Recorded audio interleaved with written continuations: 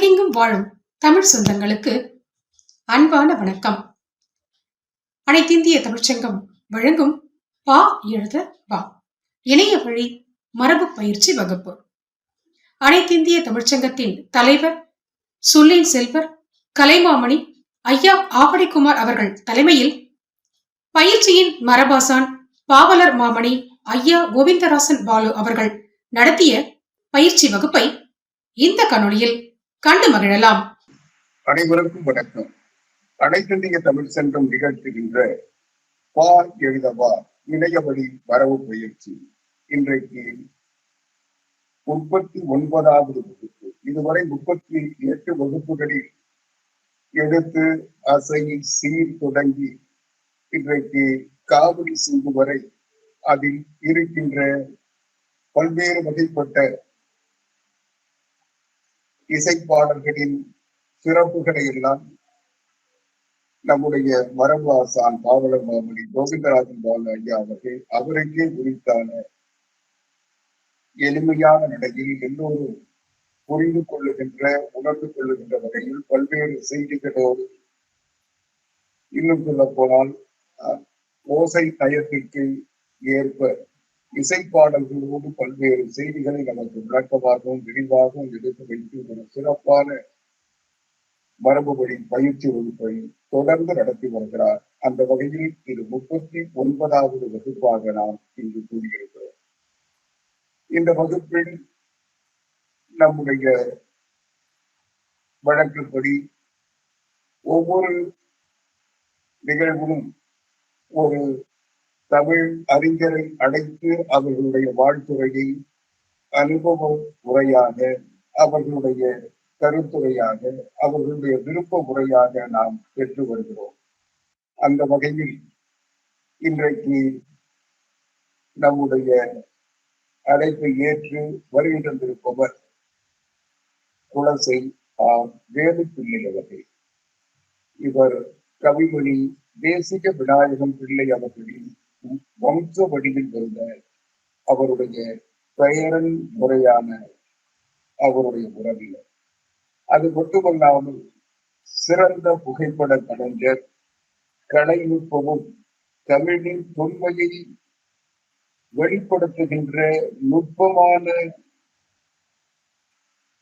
கலை உணர்வோடு தமிழுக்கு பெருமை சேர்ப்பவர், தமிழ் கலைகளில் நுட்பத்தை நுணுகி ஆய்ந்து வெளிப்படுத்துகின்ற நுண்மான் உழைகுலம் கொண்டவர். அவருடைய பார்வை என்பது கலை உணர்வோடு மட்டுமல்லாமல் அதற்குள் முடங்கி கிடக்கின்ற பல்வேறு நம்முடைய முன்னோர்கள் கையாண்ட நெறிமுறைகளை, அவர்களுடைய கலை உணர்ச்சியை, உணர்வை, அவர்களுடைய கருத்தியல் ஆழ்மையை, அதில் இருக்கின்ற தொன்மையை, அந்த தொன்மைக்குள் இருக்கின்ற தமிழ் பண்பாட்டை அவர் மிக சிறப்பாக வெளிப்படுத்தி வருபவர். தான் சொல்ல வந்த கருத்துக்களை சுவையாகவும் மற்றவர்கள் உணர்ந்து கொள்ளுகின்ற வகையில் அதை நயப்படுத்தி வெளிப்படுத்துவதில் சிறந்தவராக விளங்குபவர். அவர்கென்று ஒரு தனி நடையை உருவாக்கி நயம்பட பேசி வருபவர்.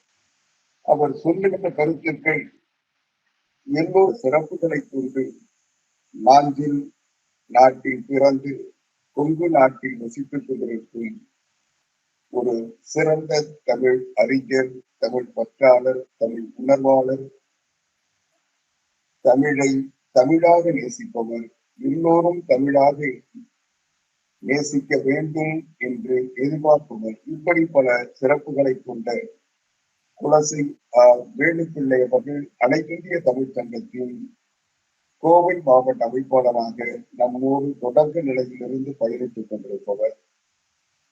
அவருடைய ஆற்றலை, சிறப்பை நாம் அறிந்தவர்களால் என்றாலும் அவர் அந்த ஆற்றலில் நாம் அறிந்திருக்கின்ற ஆற்றல்களுக்குள் அடங்காத மிடுக்கு கொண்டவர். அப்படிப்பட்ட குலசை வேலுப்பிள்ளை அவர்கள் வாழ்த்துரை வழங்க வந்திருக்கிறார்.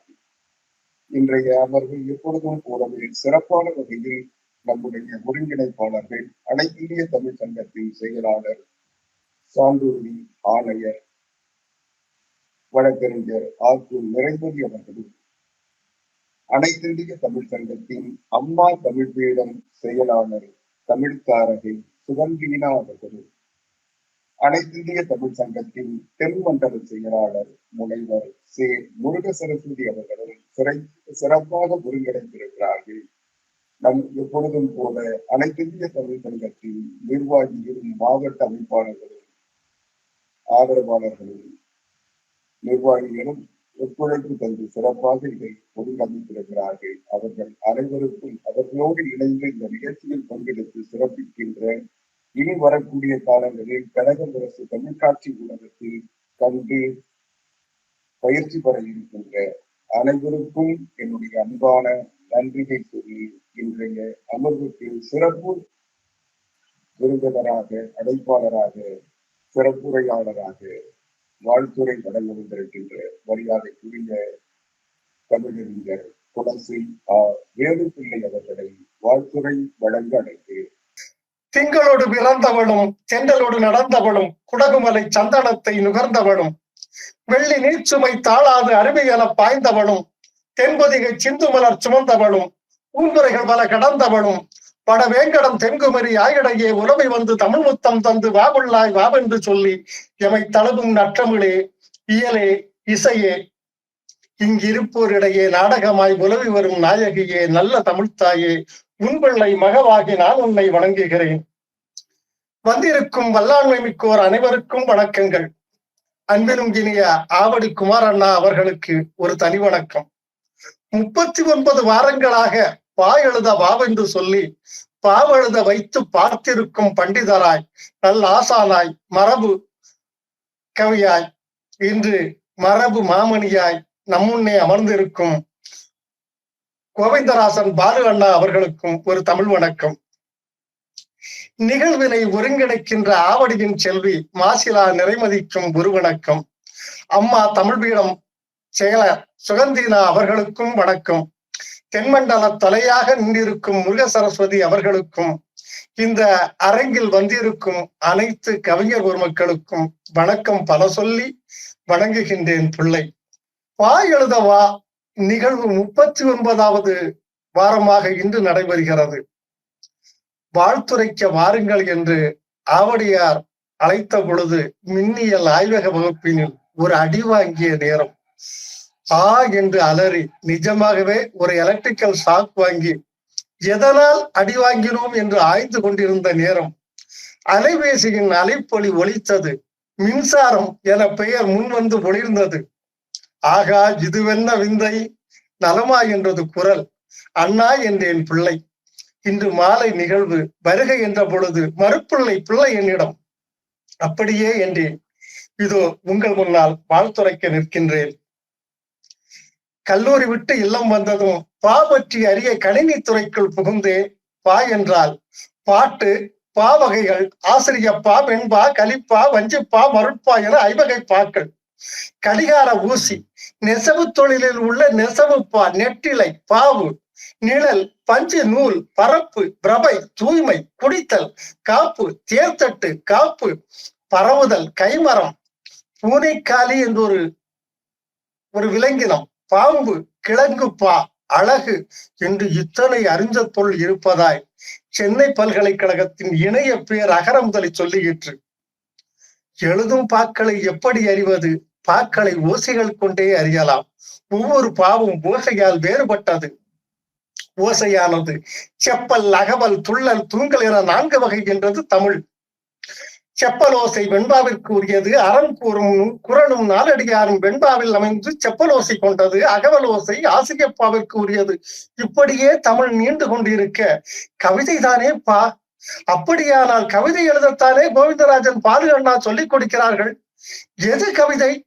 இதற்கான இலக்கணத்தை நூற்றுக்கணக்கான அறிஞர்கள், கவிஞர்கள், இலக்கியவாதிகள் எல்லாரும் சொல்லிவிட்டனரே. இவர்கள் சொன்ன இலக்கணத்தின்படி இதுதான் கவிதை என்பதோடு இதற்கு அப்பாலும் கவிதை இருக்கிறது என்பதும் உண்மைதானே. யதார்த்தத்தை சொல்வது கவிதை என்பது ஒரு கட்சி, கற்பனையை அழகுறச் சொல்வதுதான் கவிதை என்பது இன்னொரு கட்சி. யதார்த்தம் தான் கவிதை என்றால், ஆமாம், யதார்த்தம் தான் கவிதை என்றால் ஒரு கவிதை ஞாபகத்திற்கு வருகிறது. பாக்காவது கமுகம்பழம், பருப்பாவது துவரை, மேற்காவது கிழக்கே நின்று பார்த்தால் அது தெரியும், நாற்காதமும் முக்காதமும் நடந்தால் அது எழுகாதம், ராக்கா உண்மை சொன்னேன் இனி ரட்சிப்பாயோ அல்லது பச்சிப்பாயோ என்று இதுவும் கவிதைதானே என்று கவிதைக்கு ஒரு இலக்கணம் சொல்கிறார் பேராசிரியர் முத்துசிவம் என்பவர் தனது அசோகவனம் என்கின்ற நூலிலே கவிதை என்ற கட்டுரையில். வெறும் யதார்த்தம் மட்டும் கவிதையாகாது, இது போலவே வெறும் கற்பனை மட்டும் கவிதையாகாது. நிலவு போன்ற முகம், வீனஸ் போன்ற தேவதை என்று சொல்லிக்கொண்டே போவது மட்டும் கவிதை அல்ல, அதுவும் இந்த காதலர் தினம் வேறு. வர்ணிக்க வார்த்தைகளின்றி தவிக்கும் நேரமும் இதுவல்லவா? பின்னர் கவிதை என்பதுதான் என்ன? கவிமணி தாத்தா தேசியவனயம் பிள்ளை அவர்கள் கூறுகிறார், உள்ளத்து உள்ளது கவிதை, இன்பம் உருவெடுப்பது கவிதை, தெள்ள தெளிந்த தமிழில் உண்மை தெரிந்து உரைப்பது கவிதை. கவிதைக்கான அழகான இலக்கணம் தான் இது. ஆனால் கம்பனோ கவிதையிலே ஒளி வேண்டும் என்கிறார். கோதாவரி ஆற்றின் பிரவாகத்தை பார்த்த கம்பனுக்கு அதை கவிதையுடன் ஒப்பிட தோன்றுகிறது. எப்படி தெரியுமா? புவியினுக்கு அணியாயான்ற பொருள் தந்து உரத்திற்காகி அவையக துறைகள் தாங்கி 5 இணை நெறியளவில் சபையுற தெளிந்து தன்னனம் ஒழுக்கமும் தாங்கி சான்றோர் கவியென கிடந்த கோதாவரி இணை வீரர் கண்டார். இதைவிட அற்புதமாக எது கவிதை என்று விவரிக்க முடியுமா? கம்பன் கவிக்கு ஈடு இணையில்லை நம்மிடம். புவியனுக்கு அணியாய் அமைவது சான்றோரின் கவி, அது ஆன்ற பொருளை தரும். தேவர்தம் உணவு கொத்த சுவைப்புலங்களில் படிந்ததாக இருக்கும். அவையக துறைகள் தாங்கி நிற்கும். அது ஒளி இருக்கும். சபை என்றால் ஒளி என்று ஒரு பொருள் உண்டு. தன்னென குளிர்ந்த ஒழுக்கம் நிரம்பி இருக்கும். அகன்ற பிரவாகம் போல பெருக்கெடுத்து ஓடி இன்பம் தரும் கோதாவரி நதியை போல. இது கம்பனின் வாக்கு. இதுதான் கவிதையா? இதையும் மிஞ்சி ஒருபடி செல்கிறான் காலத்தை வென்ற மகா கவிஞன் பாரதி பாட்டம். நமக்கு தொழில் கவிதை, நாட்டிற்கு உழைத்தல், இமைப்பொழுதும் சோராதிருத்தல் என்கிறான் பாட்டன் பாரதி. இது பாரதிக்கு தொழில், இதுதான் பாரதியின் தொழில். பாட்டினில் அன்பு செய், நூலினை பகுத்து உணர், இது பாரதியின் புதிய ஆத்திச்சூடியின் கட்டளைகள். காலத்திற்கு தக்கபடி பாடும் கரையில் பள்ளத்தில் விழுந்திருக்கும் அனைவரையும் மேலேற்றி குருடரையெல்லாம் குருடு நீக்கி விடை கொடுத்து பதவி பெற வைப்பது கவிதை என்கிறான் அவன். கவிதையே தொழிலாக கொண்ட கவிஞன் கவிதா சக்தி பற்றி விளக்கம் சொல்கின்றான். எப்படி தெரியுமா? உள்ளத்தில் ஒளி உண்டாயின் வாக்கினிலே ஒளி உண்டாகும். வெள்ளத்தின் பெருக்கை போல் கலைப்பெருக்கும் கவிப்பெருக்கும் மேவுமாயின் பள்ளத்தில் விழுந்திருக்கும் குருடரெல்லாம் விடுபெற்று பதவி கொள்வார். தெள்ளுற்ற தமிழமுதின் சுவை கண்டார், இங்கு அமரர் சிறப்பு கண்டார் என்ற கவிதை வரிகளில் கம்பனின் கவி என்னும் ஒளியை பாரதி முன்னிறுத்துகிறார். வாக்கினிலே ஒளி வந்து வெள்ளம் போல கலையும் கவிதையும் பெருகுமாயின் பள்ளத்தில் வீழ்ந்திருக்கும் குருடர் விழிபெற்று உன்னதமான நிலையை எய்திவிடுவார்கள். அமிர்தம் நிகர் தமிழின் சுவை கண்டார், தேவராகி விடுவார்கள். என்ன அழகிய வார்த்தைகள்! கவிதையின் மகத்தான சக்தியை பளீரென்று சொல்கின்றார் பாரதி. இதுதான் கவிதை. இதை தாண்டியும் இருப்பதுதான் கவிதை. எது ஆன்மாவை உயரத்தில் ஏற்றுகிறதோ அது கவிதை. எது ஆன்மாவை போல அழியாமல் இருக்கிறதோ அது கவிதை. எது இறைவனின் விளக்க முடியாத விந்தையை விளக்க முயன்று ஒளிர்கிறதோ அது கவிதை. இதுதான் கவிதையா? இது கவிதை. இதற்கு அப்பாலும் உள்ள விளக்கத்தை கொண்டு இருப்பதும் கவிதை. எதையெல்லாம் விண்டுரைக்க முடியாத விந்தைகளை கொண்டதோ அதுவெல்லாம் கவிதை. அந்த விண்டுரைக்க முடியாத கவிதையை எப்படி கண்டுபிடிப்பது? எப்படி கற்பனை செய்வது? அதற்கும் ஒரு பாட்டன் ஒருவன் எழுதிய ஒரு கவிதையை உதாரணம் சொல்லிவிட்டு விடைபெறுகிறேனே. அழகான பெண் ஒருத்தியின் பல் வெண்மை, வெண்மை என்றால் வெண்மை, முத்து போல வெண்மை, பளீரென்று மின்னுகிறதாம். அது முத்தின் அழகையும் தோற்கடிக்கும் அளவிற்கு அழகாக இருக்கிறதாம். அதனை கண்டு வெக்கப்பட்டு நாணியதாம் கடல் முத்து. கடலிலே இருக்கின்ற முத்து இருக்கிறது அல்லவா, அந்த முத்து. அந்த முத்து அந்த அழகான பெண்ணின் பல்லை பார்த்து வெட்கப்பட்டு நாணி தற்கொலைக்கு முயன்றதாம். எங்கே தெரியுமா தற்கொலைக்கு முயல்கிறது? அந்த பல்லானது தங்கி வாழ்கின்ற ஒரு வாய் இருக்கிறது. அந்த வாயிலின் முன்னால் தூக்கிலே தொங்குகிறதாம். அந்த பல் தங்கி வாழும் வாயாகிய வாயிலின் முன்னால் தூக்கில் பொங்குகிறதாம். அட பாவி முத்தே, உசுர விட்டுட்டேன்னு பரிதாபப்பட்டு பார்த்தா அதுதான் அந்த பெண்ணின் மூக்கிலே தொங்கும் புல்லாக்கு என்னும் மூக்கணியாம். மூக்கிலே அணிகின்ற புல்லாக்கினை சொல்கின்ற கற்பனையை பார்த்தீர்களா? இது சிவப்பிரகாசர் எனும் புலவரின் கற்பனையாகும். கற்பனை களஞ்சியம் என்னும் சிறப்பு பெயருடையவர் இவர். அந்த பாடல் என்ன தெரியுமா? தன்னை நிந்தை செய் வெண்ணகை மேல்படி சார மன்னி ஆர்க்கது நிகர் அற வாழ் மலை வாய்தன் முன் இறந்திடுவேன் என ஞான்று கொள் முறைமை என்ன வெண்மணி மூக்குனி ஒழுத்தி நின்றிட்டால். பிரபலிங்க லீலை என்னும் நூலிலே இந்த பாடல் வருகின்றது.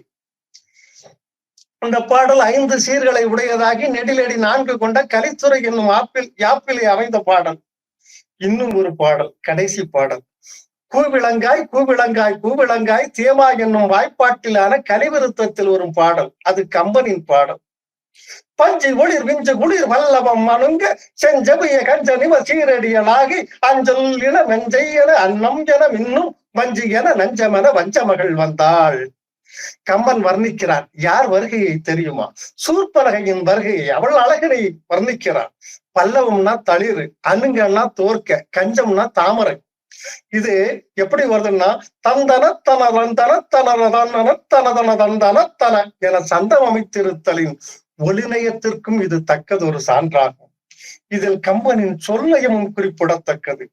இன்னமும் தமிழில் கவிதைகளை பற்றி சொல்லிக் கொண்டே இருக்கலாம் ஏராளம். ஆனால் வந்திருக்கும் கவிஞர் பெருமக்களே, உங்கள் கற்பனை சிறகுகளை விரியுங்கள். உங்களுக்கு பறப்பது எப்படி என, யாப்பது எப்படி என கோவிந்தராசன் பாலு அண்ணா அவர்கள் நடத்தும் வகுப்புகளை கவனியுங்கள். ஆவடியார் உங்கள் பக்கலில் இருந்து கைதூக்கி விடுவார். உங்களுக்கும் தமிழ் கைகூடும். வாழ்த்துக்கள் சொல்லி விடைபெறுகிறேன். நன்றி, வணக்கம். மிகவும் சுவையாகவும் சுருக்கமாகவும் குலசை வேலுப்பிள்ளை அவர்கள் தனக்கே உரித்தான தனித்துவத்தோடு பாவினங்கள் பற்றியும் அதனுடைய சுவை பற்றியும் சுருக்கமாகவும் சுவையாகவும் திண்ணிய கருத்துக்களை தெளிவாக எடுத்து வைத்திருக்கிறார்கள். அவர் சொன்ன கருத்துக்கள் எல்லாம் நம்முடைய இலக்கண மரபில் எது பாவினம், பாவுக்கு இன்றைய வழக்கில் உள்ள கவிதைக்கு வேறுபாடு என்பது இருக்கிறதா, இரண்டும் ஒன்றா என்ற குழப்பம் எல்லோரிடத்திலும் இருக்கிறது. இன்றைக்கு பா என்பது இன்றைக்கு கவிதை என்று நாம் புழக்கத்தில் வைத்திருக்கிறோம். ஆனால் நம்முடைய மூல நூலாக கருதப்படுகின்ற தொல்காப்பியம் சொன்னது போல மரபுபடி இலக்கண கோட்பாடுகளை பின்பற்றித்தான் இன்றைக்கு கவிதை இலக்கணத்தை பின்பற்றுகிறோம். எனவே பாவும் இன்றைய கவிதையும் ஒன்று. இது காலப்போக்கில் நம்முடைய வழக்கில் தொடக்கத்தில் ஏற்பட்ட மாற்றங்களின் விளைவாக இந்த தலைப்பு மாற்றம் நிகழ்ந்திருக்கிறது. எப்படி செய்யுள் என்பது பா என்று கால மாற்றத்தால் கருதப்பட்டதோ அதை போல இப்பொழுது பா என்பது கவிதை என்று வழக்கில் கொண்டிருக்கிறது. இன்னும் சொல்ல போனால் கவிதை என்பதே கூட தமிழ் சொல் இல்லை என்று வாதிடுபவர்கள் உண்டு. எனவே கவிதை என்பதே விதை என்றும் கவிதை என்றும் கவிதையை பல கோணங்களில் இன்றைக்கு தமிழாக்கி சொல்பவர்கள் உண்டு. எனவே இது விவாதக்களம் அல்ல. எனவே இதை விவாதித்துக் கொண்டிருப்பதற்கு நமக்கு இன்றைய இந்த அரங்கில் தேவையில்லை என்று நான் கருதுகிறேன். அந்த வகையில் நாம் நம்முடைய மரபுபடி பின்பற்றப்பட்ட செய்யுள் அல்லது பா அல்லது கவிதை என்று வடக்கில் இருக்கின்ற தொல்காப்பியம் காலத்தில் வகுத்த இலக்கண கோட்பாடுகளை அதற்கு பின்பு வந்த இலக்கண ஆசிரியர்கள் கூட அவரவர்கள் காலத்துக்கு ஏற்ப கருத்துக்கு ஏற்ப அதை பல்வேறு வடிவங்களில் மாற்றி தந்திருக்கிறார்கள். இன்னும் சொல்ல போனால் நாட்டுப்புற பாடல்கள் சொல்லப்படுகின்ற ஓசை நயத்தின் அடிப்படையில் கவிதைகள் தீர்மானிக்கப்படுகின்றன, பாடல்கள் உருவாக்கப்படுகின்றன. எனவே இசையும் ஓசையும் தான் தமிழின் அழகும் மென்மையும் மட்டுமல்ல மரபுமாக இருந்திருக்கிறது. அதனால்தான் நம்முடைய தாலாட்டு பாடத்தில் தொடங்கி ஒப்பாரி வரை இசை நயத்தோடு இருப்பவை இலக்கண மரபில் பின்பற்றப்பட்டிருக்கிறது. எனவே நம்முடைய ஏற்ற பாடல்களாக இருந்தாலும் உழைப்பின் காலத்தில் வேறு பாடப்படுகின்ற பாடல்களாக இருந்தாலும் அவருடைய ஓசை நயம்தான் இன்றைக்கு அது ஒரு மரபாக பின்பற்றப்பட்டு வந்திருக்கிறது. எனவே நாம் தமிழ் என்பது இனிமை என்று மொழிகளில் சிறப்பான மொழியாக நம்முடைய நகரத்தை பெற்றிருக்கின்ற காரணத்தால் உலகத்தில் இருக்கின்ற மற்ற மொழிகளுக்கு இணையாக போற்றப்படுகின்ற தமிழ் உலகத்திலே இருக்கின்ற சிறப்பான மொழிகளில் ஒன்றாக, உலகத்தில் இருக்கின்ற தொன்மையான மொழிகள், வழக்கில் இருக்கின்ற இளமை தோன்றாமல் இருக்கின்ற மொழிகளில் ஒன்றாக தமிழ் இருக்கிறது என்றால் அதற்கு மொழி நடை கவிதைகள் தொடங்கி இருக்கிறது. செய்யுள் நடையில் தொடங்கி உரைநடையாக மாறி இருக்கிறோம். மற்றவர்கள் எல்லாம் உரைநடையிலிருந்து கவிதையை உருவாக்கி இருப்பார்கள், செய்யுளை இலக்கணத்தை உருவாக்கி இருப்பார்கள். நாம் இலக்கணத்தில் இருந்து செய்யுளில் இருந்து நம்முடைய மொழியை உருவாக்கி இருக்கிறார்கள். எனவே உலகத்தில் சிறந்த மொழிகளில் மூத்த மொழி மட்டுமல்ல, முதன்மை மொழி என்று நாம் போற்றப்படுவதற்கு காரணம் மொழி என்பதே தமிழ் என்று இன்றைக்கு உலகம் ஏற்றுக்கொள்ளுகின்ற ஒரு சூழல் உருவாகி கொண்டிருக்கிறது. நம்முடைய கீழடி நாகரிகத்தை நாம் முழுமையாக ஆய்வு செய்து பார்க்கின்ற பொழுது அந்த நிலையை நாம் பெற முடியும். வைகை நாகரிகம் என்பது உலகத்தின் முன்னோடி நாகரிகம், முதல் நாகரிகம். மனிதன் நாடோடிகளால் வாழ்ந்த காலத்தில் நம்முடைய வைகை கரையில் நம்முடைய முன்னோர்கள் வீடு கட்டி இன்றைக்கு எல்லாவித நவீன வசதிகள் பெற்றிருக்கின்ற வாழ்க்கை முறையில் வாழ்ந்திருக்கிறார்கள் என்று அறிகின்ற பொழுது கீழடியில் நாம் கிடைத்திருக்கின்ற தொல்லியல் ஆவணங்கள் நமக்கு புலப்படுத்துகின்ற பொழுது தமிழனுடைய பெருமையும் சிறப்பும் நிலையும் உயர்ந்திருக்கிறது. எனவே ஒரு உயர்ந்த மொழியின் உரிமையாளர்களாக இருக்கின்ற நாம் அந்த மொழியை காக்க வேண்டும். நம்முடைய முன்னோர்கள் பின்பற்றிய நெறிமுறைகளை மரபுகளை தொடர்ந்து பின்பற்ற வேண்டும் என்ற நோக்கோடு நம்முடைய மரபு மொழி பயிற்சியை நாம் நடத்தி கொண்டிருக்கிறோம். அந்த வகையில் வா எழுத வா என்கிற இணையமொழி பயிற்சியை இன்றைக்கு 39வது களம். இந்த களத்தில் நம்முடைய காவிரி செந்தில் வகைகளை பற்றி நம்முடைய மரபு மாமொழி பாவலர் கோவிந்தராஜன் பால் ஐயா அவர்கள் தொடர்ந்து கற்பித்து வந்திருக்கிறார்கள். 38 அமர்வுகளை கடந்து 39வது வந்திருக்கிற உங்களை எல்லாம் மீண்டும் வரவேற்று இந்த அரங்கை மரியாதைக்குரிய பாவலர் மாமொழி கோவிந்தராஜன் பால் ஐயா அவர்களிடம் ஒப்படைக்கிறேன். வாழ்க தமிழ். அனைத்திந்திய தமிழ்ச் சங்கத்தின் நிறுவனர், சொல்லின் செல்வர், கலைமாமணி ஐயா அவர்களுடைய சீரிய வழிகாட்டலில் சிறப்பாக நடைபெற்று வருகின்ற வா எழுதவா என்ற இந்த மரபு பயிற்சி வகுப்பானது 38 வகுப்புகளை கடந்து இன்றைக்கு 39ஆம் வகுப்பை எட்டியிருக்கிறது. அதற்கு அடிப்படை, அதனுடைய வழிகாட்டியாக இருக்கிற ஐயா அவர்கள்தான். அந்த வகையிலே ஐயா அவர்களுக்கு நன்றியை தெரிவித்து, இன்றைய தினம் வாழ்த்துரை வழங்க வந்த நமது ஐயா அவர்கள், வேலுப்பிள்ளை ஐயா அவர்கள், கவிமணி தேசிய விநாயகம் பிள்ளை அவர்களுடைய வழியிலே, வம்சவழியிலே வந்திருக்கக்கூடிய ஐயா அவர்கள் தனது வாழ்த்துறையிலே மிக அழகாக குறிப்பிட்டார்கள். கொட்டுகின்ற அருவியா, குளிர்தென்றலா, சுட்டுகின்ற சிந்தனையா, சொல்லுகின்ற வில்லான சொற்களா என்று எதுகையா மோனையா எடுத்தாளுகின்ற இயைபா என்று சொல்லுகின்ற வகையிலே அவருடைய பேச்சு மிக வாழ்த்துறை அருமையாக அழகாக அமைந்திருந்தது. தென்பொதிகை சிந்துபல கொண்டவளும் என்று ஐயா அவர்கள் குறிப்பிட்டார்கள் தமிழை வணங்குகின்ற பொழுது. ஆம், மிக அழகிய அந்த வைர வரியாக அதை நாம் எடுத்துக்கொள்ளலாம். தென்பொதிகை சிந்துபல கொண்டவள் என்று சொன்னார் ஐயா அவர்கள். அதே போல கவிதை என்றால் என்ன என்பதற்கு இலக்கணம் நிறைய சொன்னாலும் ஐயா கவிமணி தேசிய விநாயகம் பிள்ளை அவர்கள் சொல்லிய அந்த விளக்கம்தான் சிறந்த விளக்கமாக இன்று வரை எடுத்துக் கொள்ளப்படுகிறது. அந்த வகையிலே இன்றைக்கு வாழ்த்துறை வழங்க வந்த ஐயா அவர்களை இன்றைய நாம் நடத்த இருக்கின்ற பாடத்திலே வாழ்த்தலாம் என்று எண்ணுகிறேன். அது என்ன என்று பார்த்தால், சென்ற வாரம் நாம் காவடி சிந்திலே அந்த இலக்கணத்தை அதற்கு முந்தைய வகுப்பிலே கற்று திரைப்பட துறையிலே அந்த காவடி சிந்தானது எப்படி எடுத்தாளப்பட்டுள்ளது என்பதை அழகாக நாம் கேட்டு ரசித்தோம்.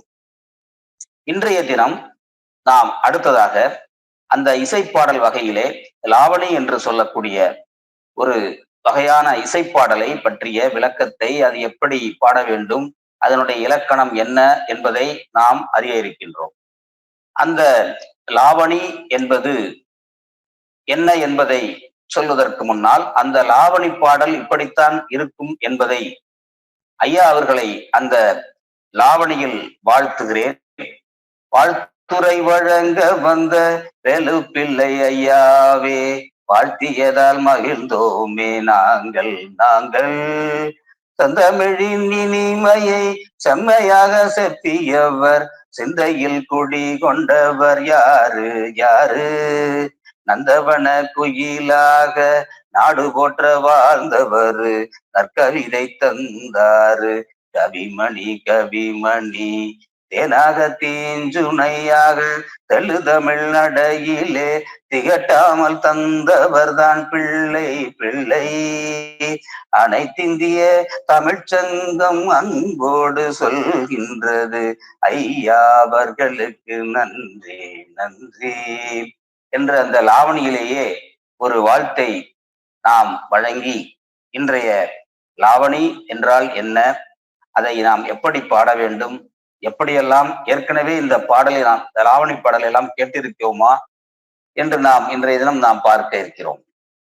இந்த லாவணி என்பதற்கு இலக்கணம் எப்படி என்றால், வினவல் விடுத்தல் என இரு புலவர் பாடும் அமைப்பினை கூடும் எண்சீர் அடிகள் இரண்டாய்.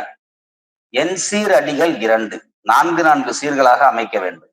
ஓர் அடிக்கு 4 சீர்கள், அவ்வாறு அமைக்கின்ற பொழுது 2 அடிகள் இரண்டாய் ஈற்றில் அடுக்கு தொடராய் அமையும் இயைபும். அந்த 2வது அடியிலே அடுக்கு தொடர் வர வேண்டும். அடுக்கு தொடர் என்றால் என்ன என்பது நமக்கு தெரியும். வாழ்க வாழ்க, போற்றி போற்றி, நன்று நன்று என்று அடுக்கு தொடராக அமைக்க வேண்டும். அந்த இயைபும் நான்மை நடையும் தான் பெற வருமே என்பதுதான் அதனுடைய இலக்கணம்.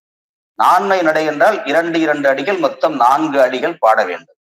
எப்படி இலக்கணம் வகுத்திருக்கிறார்கள் என்றால், லாவணியிலே 2 புலவர்கள் அல்லது 2 ஒரு ஆண் அல்லது ஒரு பெண், இப்படி இருவர் இருக்கின்ற அந்த நிலையிலே முதலாக பாடக்கூடிய ஒருவர் 2 அடிகள் பாட வேண்டும். அதிலே முதல் அடியிலே 4 சீர்கள், அடுத்த அடியிலே 4 சீர்கள். அந்த 2வது அடியிலே அடுக்கு தொடர் இருக்க வேண்டும். அதே போல அதற்கு பதில் தருபவர், இவர் கேள்வி கேட்பார், அவர் பதில் தருவார். அவர் பதிலிலேயும் எப்படி இருக்க வேண்டும் என்றால் 2 அடிகள், 4 சீர்கள், ஈற்றடியிலே அடுக்கு தொடர் இருக்க வேண்டும். இதுதான் அந்த லாவணியினுடைய இலக்கணம். மிக அழகாக இலக்கணம் இதற்கு வகுக்கப்பட்டிருக்கிறது. இது ஒரு ஆதித்தாள அட்டவணை என்று சொல்லக்கூடிய அந்த இசைப்பாடல் அந்த வகையிலே இதை நாம் பாட வேண்டும். இந்த பாடலை நாம் சாதாரணமாக கவிதையை படிப்பது போல நாம் படிக்கக்கூடாது. நாம் சொல்லலாம், சொல்லிய பிறகு அதை பாட வேண்டும். குறிப்பாக இந்த முருகன் கோவில்களிலே இந்த வகையான பாடல்கள் எரிந்த கட்சி, எரியாத கட்சி என்று 2 வகை கட்சியினராக உட்கார்ந்து கொண்டு எதிரெதிரே உட்கார்ந்திருப்பார்கள், அல்லது அருகருகே 2 பேர் 4 பேர் உட்கார்ந்திருப்பார்கள். அதிலே மிக பிரபல்யமான ஒரு அந்த லாவணி வகை என்னவென்றால், சிவபெருமான் மன்மதனை எரித்தானா என்று ஒரு கட்சியினர், இல்லை எரிக்கவில்லை என்பது ஒரு கட்சியினர். அதாவது எரிந்த கட்சி, எரியாத கட்சி என்று 2 கட்சியாக பிரிந்து கொண்டு இவர் கேள்வி கேட்பார், அவர் அதற்கு பதில் சொல்வார். இப்படித்தான் இந்த லாவணி பாடல் குறிப்பாக மன்மதன் அந்த எரித்த அந்த காட்சி, அந்த வகையை பாடுகின்ற வகை பாடலாக இருந்திருக்கிறது. அது எப்படி அந்த பாடலை பாடி இருக்கிறார்கள் என்றால், அதிலே மைய கருத்து இதுதான், காமன் எரிந்தானா இல்லையா. அந்த ஒரு தோல்கருவி, டோலக்னாலும் சொல்லலாம், டேப்பாடி வச்சுக்கிட்டு அதை கையில வச்சுக்கிட்டு எல்லாரும் அடிப்பாங்க. அந்த இசை என்றாலே அதற்கு ஒரு கருவி இருக்க வேண்டும் அல்லவா, தோல் கருவி இதுல பயன்படுத்தப்பட்டிருக்கு. அல்லது பின்னாடி வந்தவங்க எல்லாம் என்னென்னமோ கருவிகள்லாம் சேர்த்துக்கிட்டாங்க. அதுக்கப்புறம் அது வேற. அது குறிப்பா தோல் கருவி என்று இருக்க வேண்டும். அந்த இப்ப நான் சொல்லிட்டேன், எரிந்த கட்சி எரியாத கட்சி. ஒருத்தர் வந்து மன்மதனை எரிச்சிட்டானா அப்படின்னு கேள்வி கேட்பார், இன்னொன்னு எரிக்கவில்லை அப்படின்னு சொல்லலாம். அல்லது இவர் வந்து என்ன செய்வார், எரித்தது உண்மைதான் அப்படின்னு சொல்லணும். இந்த வகையான பாடல்கள் தான் அந்த லாவணிக்கு அடிப்படையாக இருந்திருக்கிறது. அதிலே குறிப்பாக அதற்கு எடுத்துக்காட்டாக இந்த எரிந்த கட்சி எரியாத கட்சியில எப்படி பாடுவாங்க அப்படின்னாக்கா, இப்ப ஒரு கட்சி எரிந்த கட்சி பாடுறாங்க. மாசிலா மதுர கவி ரசசிங்கமே உமது வலை மடக்கியே எவையும் ஐயா ஐயா அப்படின்னு ஒருத்தர் பாடுவார். இந்த ஐயா ஐயாங்கிறது அடுக்கு தொடர். இப்ப அதுக்கு பதில் அவர் சொல்றாரு, மங்கையோடு பங்குடைய சங்கரன் முதல் வழியில் மன்மதன் எறிந்த கதை பொய்யா பொய்யா அப்படின்னு அவர் பாடுவார். பொய்யா பொய்யா எடுத்துக்காட்டு அந்த அடுக்கு தொடர். இது சண்முக சுந்தரம் அவர்கள் 1977 இந்த எரிந்த கட்சி எரியாத கட்சியை பற்றி எழுதிய ஒரு பாடல் இது பாத்தீங்கன்னா. இப்படி அடுக்கு தொடர் வர வேண்டும் என்பது மிக முக்கியம். இப்ப நம்ம பாத்தீங்கன்னா முதல்ல பாடினவர் வந்து ஐயா ஐயா அதாவது சொல்லுங்க ஐயா அப்படின்னு கேட்கிறாரு. ரெண்டாவது இருக்கிறவர் வந்து என்ன சொல்றாரு, பொய்யா பொய்யா அப்படின்னு அர்த்தம், உண்மைதான் அப்படின்னு சொல்றாரு. இப்படி இந்த பாடல் வகை இப்படி அமைந்திருக்கிறது. இன்னும் அதுக்கு அடுத்த வகையாக என்ன கொண்டு போனாங்கன்னா, அதுல வந்து ஒரு தனிச்சொல் ஒண்ணு கொண்டாந்தாங்க இடைச்சர்களா. அந்த முதலடியினுடைய ஈட்டிலே ஒரு தனிச்சொல் போட்டு இன்னும் அதை கொஞ்சம் ராகமா இழுத்து பாடினாங்க. அது என்னன்னாக்கா, அடியிடை தனிச்சொல் அமைவன உலசில அப்படின்னு அதுக்கு இலக்கணம். அதாவது முதலடியினுடைய ஈற்று சொல்லாக இருக்கின்ற அந்த இறுதியில தனிச்சொல் அமைந்த லாவணி பாடல்கள் அப்படின்னு பேர். அதுக்கு எப்படி ஒரு எடுத்துக்காட்டு நான் பாடுறேன் பாருங்க. செஞ்சடை விரித்து தாவம் துஞ்சிடாதிருக்கும் ஈசன் தரிசனம் தன்னை மதன் கண்டு கண்டு அதோட நிறுத்தினா முடிஞ்சு போச்சு. ஆனா என்ன பாடியிருக்காங்கன்னா அதுக்கப்புறம் அப்போ அப்படின்னு ஒரு வார்த்தை சேர்த்திருக்காங்க. அதுதான் தனிச்சொல். இப்ப உங்களுக்கு புரியும். ஒரு தனிச்சொல் சேர்த்திருக்கிறாங்க, அப்போ அப்படிங்கிற ஒரு தனிச்சொல். அடுக்கு தொடரோட முடிஞ்சிருச்சுன்னா அது லாவணி முடிஞ்சிருச்சு. அதுக்கு அடுத்த நிலை இது. செஞ்சடை விரித்து தாவம் துஞ்சிடாதி இருக்கும் ஈசன் தரிசனம் தன்னை மதன் கண்டு கண்டு அப்போ அப்படின்னு சொல்லிட்டு அவர் நிப்பாட்டிடுவார். அடுத்தவர் உடனே அஞ்சாமல் மலர் கணையை பஞ்சையினாலும் விடவே அரணார் அதிக கோபம் கொண்டு கொண்டு அப்படின்னு அவர் பாடிடுவார். இப்ப முதல்ல பாடவர் ஒரு தனிச்சொல்லை பயன்படுத்தி இருக்கிறார். என்ன தனிச்சொல் பயன்படுத்தப்பட்டிருக்குன்னா அப்போ அப்படிங்கிற ஒரு தனிச்சொல்லை பயன்படுத்தி இருக்கிறார். இப்படி தனிச்சொல்லையும் பயன்படுத்தலாம். இந்த லாவணி பாத்தீங்கன்னா குறிப்பா நம்ம ரொம்ப பிரபலமா இப்ப வந்து எங்க இருக்குனாக்கா மகாராஷ்டிரா மாநிலத்துல அதிகமா இது பாடப்படுது. அந்த வகையான ஒரு வகையான பாடல்கள் வந்து ரொம்ப அதிகமா அதுல பாடுறாங்க. இருந்தாலும் நம்மளுடைய லாவணியில வந்து நான் சொன்ன மாதிரி இந்த எரிந்த கட்சி எரியாத கட்சி, இப்ப சுதந்திர போராட்டத்துல நிறைய இந்த வெள்ளையனைய வெளியேறு வெளியேறு அப்படிங்கிற மாதிரி அந்த மாதிரிலாம் அந்த சுதந்திர தாகத்தை மூட்டுறது மாதிரிலாம் நிறைய பாடல்கள் எழுதியிருக்கிறாங்க.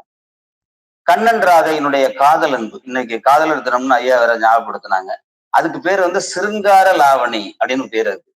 அந்த இரண்டாவது சரபோஜி காலத்துல அந்த மகாராஷ்டிரா அந்த அவங்க வந்து இங்க ஆட்சி செஞ்சப்பதான் அந்த லாவணி இங்க ரொம்ப பிரபலமா அதை வந்து போட்டிருந்தாங்க. அவர் வந்து காசி பயணம் போயிட்டு வந்திருக்கிறார். அதுல ஒருத்தர் இரண்டாம் சரபோஜி மன்னர்.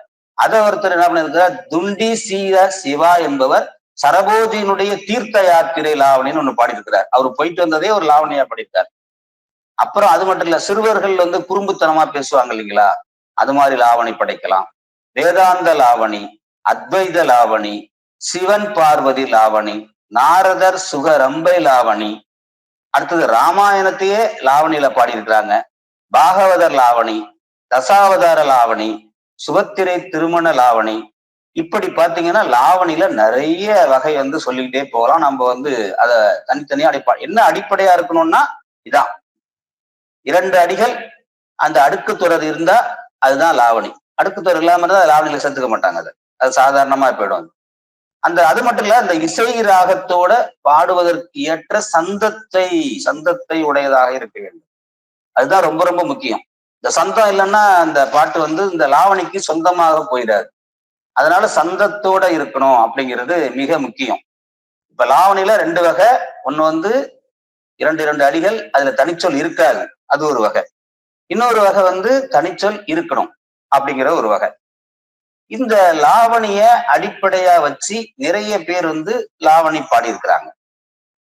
அந்த வகையில நிறைய பிரபலமான பாடல்கள்லாம் இருந்திருக்குது.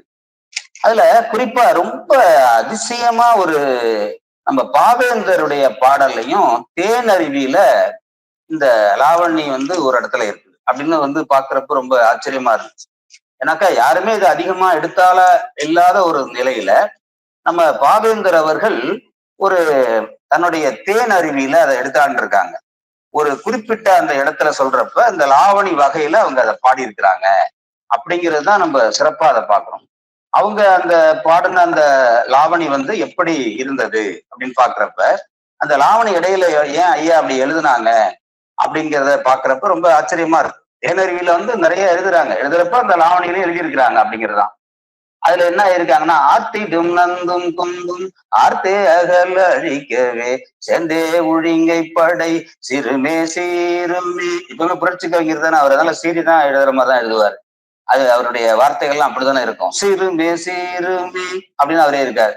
மேல் பாய்ந்தது நொச்சி படை பாய்ந்து பகை தீரத்தை பஞ்சாய் பறக்க மறந்து மீறுமே மீறுமே அப்படின்னு இருக்காரு அவர் பாவேந்தர். ஆர்த்திடும் நந்தும் கொம்பும் ஆர்த்தே அகழ் அழிக்கவே சேர்ந்த ஒழுங்கை படை.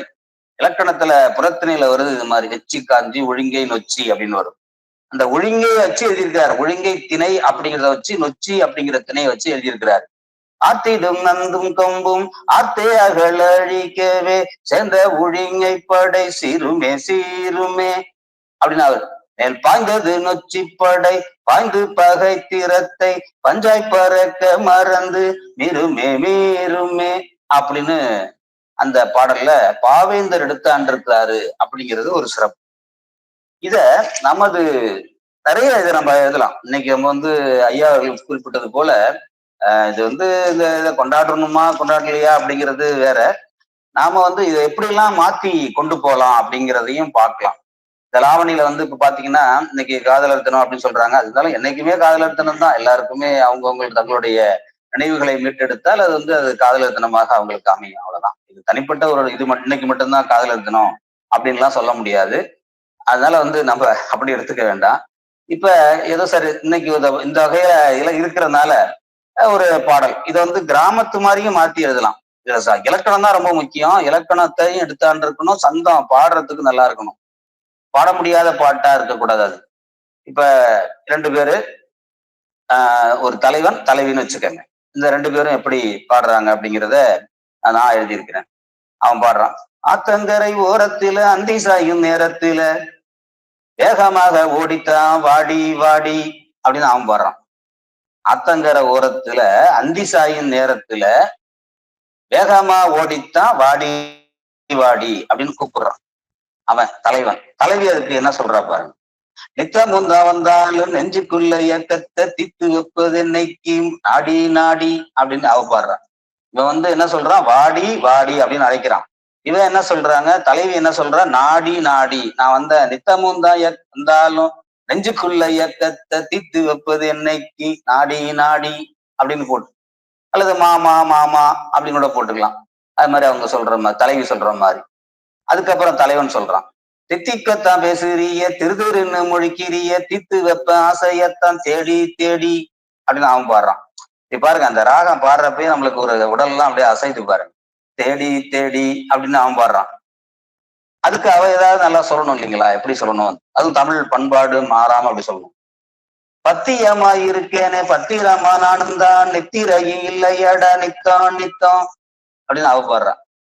பத்தியமா இருக்கேனே அப்படிங்கிறா. இந்த பத்தியங்கிற வார்த்தை நம்ம கிராமத்துல எல்லாம் சொல்லுவோம். அன்னைக்கு வந்து இதுலயுமே பத்திய சோறு சாப்பிடுறதுன்னு சொல்லுவாங்க குழந்தை பேர் பெற்றவர்களுக்கெல்லாம். அதுல வந்து தேவையில்லாதான் சேர்க்காம அது மாதிரி அவ இருக்கலாம். பத்தியமா இருக்கேன பத்திரமா நானும் தான் நெத்திரையும் இல்லையடா நித்தம் நித்தம் அப்படிங்கிறத வெளிப்படுத்துறா. தலைவி வெளிப்படுத்துறா. அதுக்கு தலைவன் அவன் சொல்றான். காதலன் காதலின்னு வச்சுக்கோங்களேன். சாதாரணமா சொல்ல போனா இன்னும் தலைவன் தலைவிங்கிறது அந்த காலத்துல சொல்ற மாதிரி இல்லாம வித்தாராமா பேசுறிய விவரமாத்தான் இருக்கிறிய சித்திரை நிலவாக நீயும் நீயும். அதெல்லாம் நிலவுல சித்திரை நிலவு தான் அன்னைக்குதான் ரொம்ப பெரிய நிலவா தெரியும் கோடை காலத்துல. அது மாதிரி அவளை வர்ணிக்கிறான். சித்திரை நிலவாக நீயும் நீயும். அதுக்கு அவ சொல்றா பாருங்க.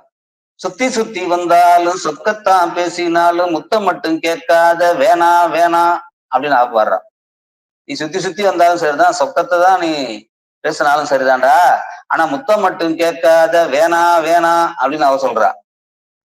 அவன் அதுக்கு சொல்றான், மொத்தமா கேட்டேன் முறைச்சித்தான் பாக்குறிய சத்தம் இல்லாம ஒண்ணு நான் தாரேன் தாரேன் அப்படின்னு அவன் சொல்றான். மொத்தமாவா நான் கேட்டேன் முறைச்சித்தான் பாக்குறிய சத்தம் இல்லாம ஒண்ணு நான் தாரேன் தாரேன் அப்படின்னு அவன் வந்து நான் கடைசியா அதுக்கு அவ சரியான பதில் சொல்லிட்டு முடிக்கணும் பார்த்தா இந்த பாட்டை. அது எப்படி முடிச்சிருக்கேன் அப்படின்னு பாருங்க. சித்தம் கலங்கித்தான் சில்லறத்தனமத்தான் புத்தி கெட்டு புலம்பாத வாரேன் வாரேன் அப்படின்னு அவ சொல்லிட்டு போயிடான். வாரேன் வாரேன்னா போயிட்டா, அவ்வளவுதான், சொல்லிக்கிட்டே போறான். அதுக்கப்புறம் அங்க நிக்கிறதுக்கு கூடாதுன்னு. அதான் சித்தம் கலங்கித்தான் சில்லறத்தனமத்தான் புத்தி கெட்டு புலம்பாதே வாரேன் வாரேன் அப்படின்னு அவ சொல்லிட்டு போறான். இதான் லாவணி. இப்ப பாத்தீங்கன்னா சாதாரண அடிப்படை வாழ்க்கைக்கு இன்றைக்கு எந்த ஒரு வகையான ஒரு பொருளை வைத்து கூட நாம் பாடலாம். இது அதான் இந்த இலக்கணம் பிடிச்சுக்கணும், இசைய விடாம நம்ம வந்து பாடணும். அதுதான் ரொம்ப ரொம்ப முக்கியம். அந்த இசையை பாடுகிற பொழுது அந்த எதுகையெல்லாம் சரியா அமைச்சு வந்துச்சுன்னா அது நல்லா இருக்கு பாருங்க. இப்ப ஆத்தங்கர ஓரத்துல அந்தி சாயும் நேரத்துல அந்த இதுல வந்து பாத்தீங்கன்னா மோனை வருது. அப்புறம் வேகமாத்தான் ஓடி வாடி வாடி அந்த அந்த அந்த இசைக்கு தகுந்தாற் போல அந்த வார்த்தைகள் இருக்கணும். அடுத்த பாடுறப்ப நித்தம் முந்த வந்தாலும் நெஞ்சுக்குள்ள இயக்கத்தை அங்கேயும் நித்தம் அப்படிங்கிற அந்த எதுகையை கொண்டாடுறோம், நித்து கொண்டு வர்றோம். நெஞ்சுக்குள்ள இயக்கத்தை தீத்து வைப்பது என்னைக்கு நாடி நாடி அப்படின்னு அவ சொல்ற மாதிரி. தித்திக்கத்தான் பேசுகிறிய இந்த இத்து மறுபடியும் கொண்டு வந்திருக்கோம் பாருங்க எதுகை. தித்திக்கத்தான் பேசுகிறிய திருதிருன்னு முடிக்கிறிய தீத்து வைப்பேன் அசையத்தான் நாடி நாடி தேடி தேடி அப்படியே போட்டுட்டு அப்படியே நம்ம எழுதிக்கிட்டே போக வேண்டியதான். இதான் இந்த லாவணி என்பது. இந்த லாவணி வந்து இப்ப உங்களுக்கு ரொம்ப பிடிச்சிருக்கும்னு நினைக்கிறேன். இந்த லாவணியில ஏதாவது திரைப்படத்துல எல்லாம் எழுதியிருக்கிறாங்களா அப்படின்னு நீங்க பாத்தீங்கன்னா நேரம் உங்களுக்கு வந்து இந்த வகையான பாடலை பாடுறப்பயே இது இந்த படத்துல எல்லாம் இருக்கு அப்படின்னு எல்லாம் உங்களுக்கு தோணி இருக்கணும். அதுதான் ரொம்ப முக்கியம். ஒரு ஒரு வினாடி அப்படி சிந்திச்சு பார்த்தோம்னா தெரிஞ்சு போயிடும். என்ன ஒருத்தர் கேள்வி கேட்கணும், அதுக்கு அடுத்த ஒரு பதில் சொல்லணும். அது திரைப்படத்துல வர்றப்ப என்ன செஞ்சிருப்பாங்கனாக்கா சில மாற்றங்களை செஞ்சிருப்பாங்க. அது பழைய படம்லாம் இருந்தா அப்படியே இலக்கணம் மாறாம அப்படியே இருக்கும். இப்ப நான் எழுதியிருந்தேன் ஒரு பாட்டு, அதுல வந்து இலக்கணம் மாறாம அப்படியே அந்த அடுக்கு தொடரை வைத்து எழுதியிருந்தேன். அது மாதிரி அடுக்கு தொடரை வைத்து எழுதியிருக்கலாம், ஆனால் தழுவலாகவும் இருக்கலாம். அந்த தழுவல் அப்படிங்கிறது எப்படின்னாக்கா கேள்வி கேட்கறது பதில் சொல்றது, இப்படி எழுதக்கூடிய ஒரு வகை பாடல். இதுதான் லாவணி. இந்த லாவணியில நிறைய திரைப்படல் பாடல்கள் ரொம்ப ஆச்சரியமா இருக்கு இல்லைங்களா? நமக்கு ஒரு பழைய இதை பாடாம இன்னைக்கெல்லாம் வந்து எந்த வகையான இதுல வந்து பகுத்தறிவு கொள்கையெல்லாம் புகுத்தி எல்லாம் பாடியிருக்காங்க திரைப்படத்துல. அது ரொம்ப முக்கியம். வெறும் காதலை மட்டும் கொண்டு வராம பகுத்தறிவான பகுத்தறிவையும் சொல்லி இருக்கிறாங்க. மன்னாதி மன்னன் அப்படிங்கிற படத்துல எல்லாம் இப்படி பகுத்தறிவு கருத்துக்களையும் புகுத்துவதற்கு இந்த லாவணி ரொம்ப துணையாக இருந்தது. இதுல வானம்பாடி அப்படிங்கிற ஒரு படத்துல மிகவும் புகழ்பெற்ற ஒரு பாடல் கவியரசர் அவர்கள் எழுதியது. பெரும்பாலும் இந்த இலக்கணம் மரபு இலக்கணத்தை அப்படியே அச்சுப்பிழை இல்லாம கொண்டு வந்த ஒரு பெருமை வந்து கவியரசருக்கு நிறைய சேரும். அந்த வகையில் அவர் எழுதின பாடல் இப்ப உங்களுக்கு தெரியும். வானம்பாடின்னு சொன்னோடனே இந்த பாடல் என்னங்கிறது உங்களுக்கு தெரிஞ்சிருக்கும். முழுமையான பாடலை நம்ம தர முடியாது எல்லாத்துலயும், ஓரளவு எனக்கு தெரிஞ்சதுல கொஞ்சம் பாடி அதை சொல்லிடுறேன். ஆண் கவியை வெல்ல வந்த பெண் கவியே வருக, நீ அறிந்தவற்றை மறைந்து நின்று சபையினிலே தருக. சரி, இதுல வந்து அடுக்கு தொடர் பாடியிருக்கிறாரா? இல்ல. ஆனா அவர் என்ன பண்ணிருக்கிறாங்க இந்த பாட்டுல கவியரசர் வந்து 2 இடத்துல தூக்கி போட்டிருக்காங்க. ஏய்ப தூக்கி போட்டிருக்காங்க. முதல் அடியில ஈட்டுல வருக, 2வது அடியில ஈட்டுல தருக அப்படின்னு மாத்திருக்காங்க. அவ்வளவுதான். அதனால இது வந்து லாவணியில இது ஒரு வகையாக எடுத்துக்கலாம். அப்ப அந்த பெண் பாடுறா, பெண் கவியை வெல்ல வந்த பெருமகனே வருக, உங்கள் பெட்டகத்தை திறந்து வைத்து பொருள்களை அள்ளி தருக அப்படின்னு அவங்க பாடுறாங்க. பெண் பாடுற மாதிரி. மறுபடியும் ஆண் சொல்றான், இலையில்லாமல் பூத்த மலர் என்ன மரமம்மா, என்ன மலரம்மா, இலையில்லாமல் பூத்த மலர் என்ன மலரம்மா அப்படின்னு ஆண் பாடுறார். பெண் பாடுறது எப்படி பாடியிருக்காங்க, அது இளமை பொங்க வீற்றிருக்கும் கன்னி மலரையா. இப்ப என்ன இந்த யாவணி அப்படிங்கிற வகையில இது எப்படி சேருதுன்னா, கேள்வி கேட்கிறாங்க, பதில் சொல்றாங்க.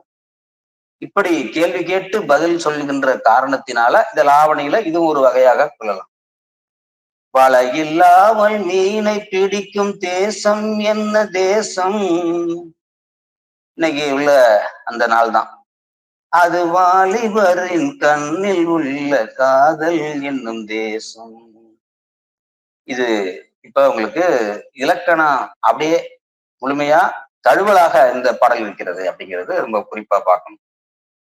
இப்படி என்ன செஞ்சிருப்பாங்கன்னா, முதல் அடியில இந்த இயைபை போட்டு அடுத்த அடியில போட்டு ஈற்றடியில இயைபை போட்டும் பாடுறப்பதான் அந்த திரைப்படத்துறையில பாடுறப்ப அது நல்லா வரும் அப்படிங்கிறதுக்காக அப்படி செஞ்சிருக்காங்க.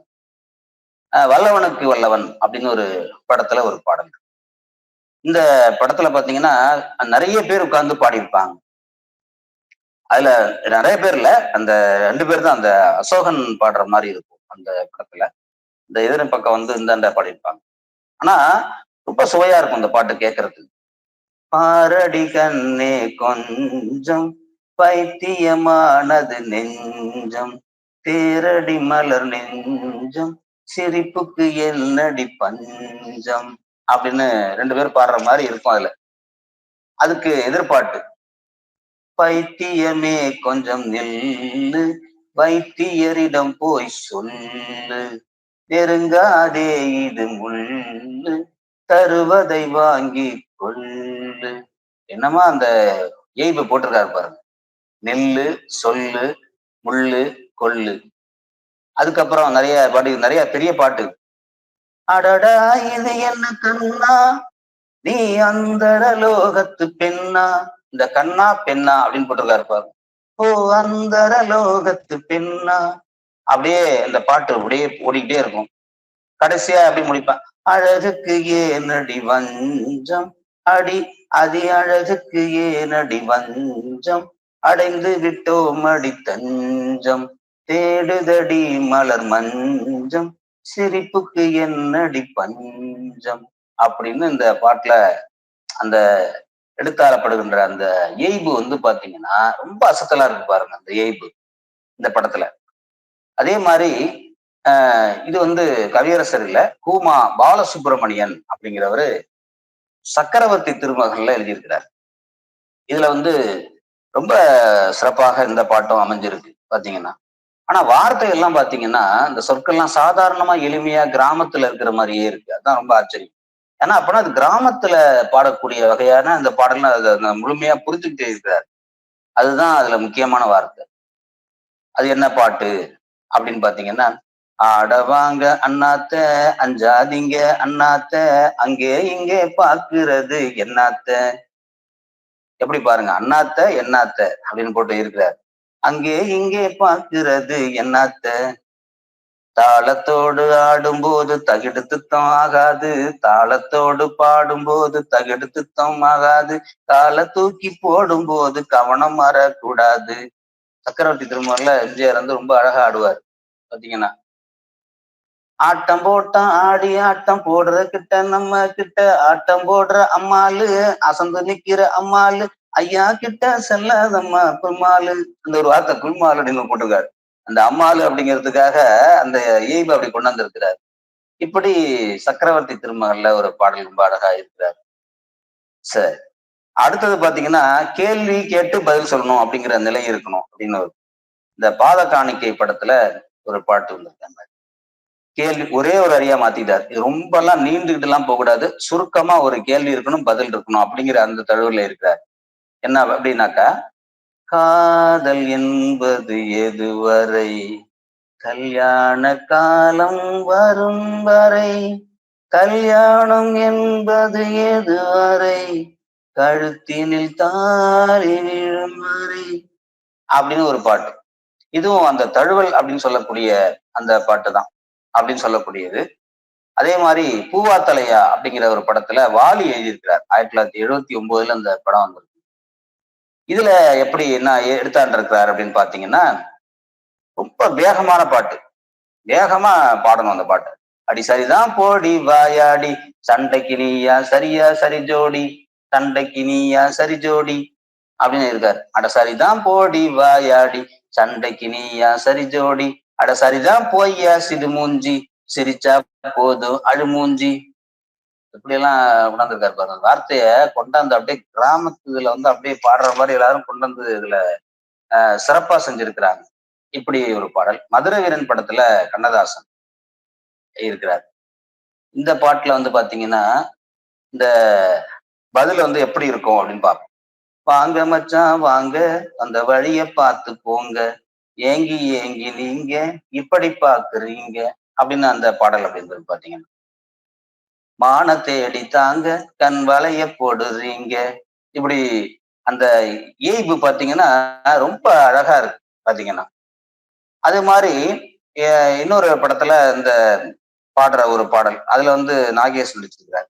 காசிக்கு போகும் சன்னியாசி உன் குடும்பம் என்னாகும் நீ யோசி, கேள்வி கேட்கிறாங்க பாருங்க. கரெக்டா சரியா அந்த அமைஞ்சிருக்குதுல. காசிக்கு போகும் சன்னியாசி உன் குடும்பம் என்னாகும் நீ யோசி, அந்த ஈபு தூக்கி 2 அடியில போட்டிருக்காரு. கங்கைக்கு போகும் பரதேசி நீ நேத்து வரையிலும் சுகவாசி அப்படின்னு கேட்கறது அந்த சொல்றாரு. அதுக்கு பதில் எப்படி வருது பாருங்க. பட்டதும் போதும் பெண்ணாலே இதை பட்டினத்தாரும் சொன்னாரே, சுட்டது போதும் சொல்லாலே நான் சுகப்படவில்லை அவளாலே அப்படின்னு அதுக்கு பதில், இந்த கேள்விக்கு தகுந்த பதில் எப்படி வந்திருக்கு அப்படின்னு பார்க்கணும். அப்புறம் பாத்தீங்கன்னா எப்பவுமே நகைச்சுவை அப்படின்னு சொல்லக்கூடிய ஒரு திலகமாக இருந்த என்எஸ்கே அவர்களும் எம்ஜிஆர் அவர்களும் சக்கரவர்த்தி திருமகன்ல சமுதாய பார்வையில ஒரு பாடல், இது ரொம்ப பாத்தீங்கன்னா தாக்கத்தை ஏற்படுத்தியிருக்கு. இந்த தாக்கத்தை ஏற்படுத்தக்கூடிய வகை சமுதாய பாடல்ல வந்து லாவணியை எப்படி கொண்டு வந்திருக்கிறாரு அப்படின்னு பார்க்கணும். பாத்தீங்கன்னா அதுலயும் நிறைய இயல்பை தூக்கி அடிச்சு அப்படியே கொண்டு வந்திருக்கிறாரு. யானையை பிடித்து ஒரு பானைக்குள் அடைத்து வைக்க ஆத்திரப்படுபவன் போல அல்லவா உமது ஆரம்ப கவி சொல்லுதே பூலவா. அதுக்கப்புறம் அந்த இசை இருந்தாதான் அது சரியா வந்து அமையும் பாருங்க. 8 பூனைக்குட்டி காட்டிலோடு புளியை பிடித்து தின்ன கூறப்பட்ட கதை போல அல்லவா தற்புகழ்ச்சி பாடுகிறாயே பூலவா அப்படின்னு எம்ஜிஆர் கேட்கிறாரு. அதுக்கு என்எஸ்கே சொல்ற மாதிரி, அப்புறம் ஓ சரிதான், பூதானம் கன்னிகா தானம் சொக்க தானம் அன்னதானம் கோதானம் உண்டு பற்பல தானங்கள், இதற்கு மேலான தானம் இருந்தா சொல்லுங்க, கேள்வி கேட்கிறார். இதற்கு மேலான தானம் இருந்தா சொல்லுங்க. அதுக்கு பதில் எப்படி வந்திருக்கு பாருங்க. எத்தனை தானம் இருந்தாலும் எந்த லோகம் இருந்தாலும் தானத்தில் சிறந்த நிதானம், எத்தனை லோகம் இருந்தாலும் எந்த லோகம் புகழ்ந்தாலும் தானத்தில சிறந்தது நிதானம், கோயில கட்டி வைப்பது என்ன எதனாலே அப்படின்னு கேள்வி கேட்கிறார் என்எஸ்கே. சிற்ப வேலைக்கு பெருமை உண்டு அதனாலே, அதான் பதில். எனக்கு ரொம்ப பிடிச்ச அதுல அடி என்ன தெரியுங்களா, அன்னசத்திரம் இருப்பது எதனாலே அப்படின்னு கேள்வி எம்ஜிஆர் கேட்கிற மாதிரி. அதுக்கு என்எஸ்கே சொல்ற மாதிரி இருக்கும் அந்த பாட்டுல. பல திண்ணைப்பா தூங்கி பசங்க இருப்பதாலே, அதுக்கு பதில் எப்படி கொடுக்குறாரு பாரு. பல திண்ணை தூங்கி பசங்க இருப்பதாலே எப்படி அப்படின்னு அவர் கேட்கிற மாதிரி. புகையும் நெருப்பு இல்லாம எரிவது எது, புகையும் நெருப்பு இல்லாம எரிவது எது, அதுக்கு எம்ஜிஆர் சொல்ற மாதிரி, வாசித்து வாடும் மக்கள் வயிறு அது. இப்படியெல்லாம் சமுதாய கருத்துக்களை ஒரு லாவணியில கொண்டாந்து இதை வந்து புகுத்தி 2 பேரும் எப்படி பெரிய 2 பேருமே பெரிய அசத்தலான ஒரு நடிகர்கள். அவங்க அதுல வந்து அவங்க கொண்டாந்து போனது மிக சிறப்பான ஒரு வகை பாத்தீங்கன்னா. இதெல்லாம் இப்படி நிறைய பாடல்கள் இருந்து இருக்குது.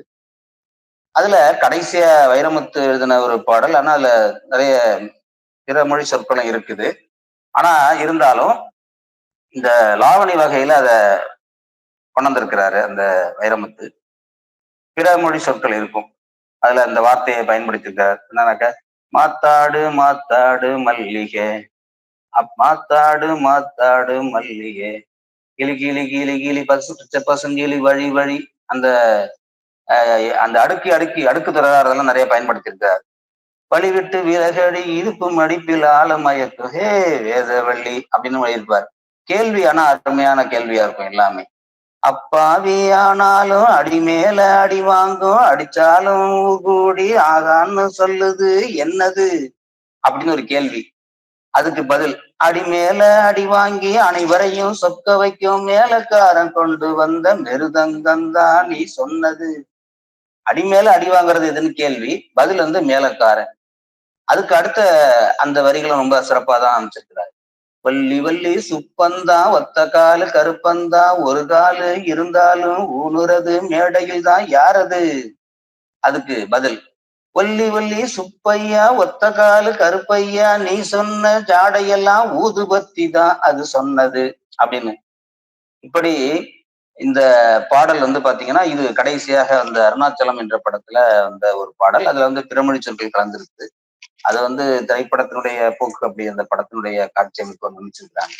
இப்படி நாம் இந்த லாவணி வந்து எல்லா சத்துவமாக இருக்கட்டும், காதலாக இருக்கட்டும், அல்லது சொல்ல வேண்டிய சிந்தனை கருத்துக்களை பரப்ப வேண்டியதாக இருக்கட்டும், இரண்டு அடிகளாக அமைத்து மிக அழகாக பாடுகின்ற திறன் இந்த லாவணியிலே இருந்திருக்கிறது, மக்களையும் கவர்ந்திருக்கிறது என்பதுதான் மிக முக்கியம். அந்த வகையிலே இந்த இசைப்பாடல் வகையிலே இந்த லாவணி என்பது மகாராட்டிரா மாநிலத்திலிருந்து சரபோஜி ஆண்ட காலத்திலே இங்கே அதிகமான நிலை அதற்கு முக்கியத்துவம் கொடுக்கப்பட்டதாக சொல்லுகிறார்கள்.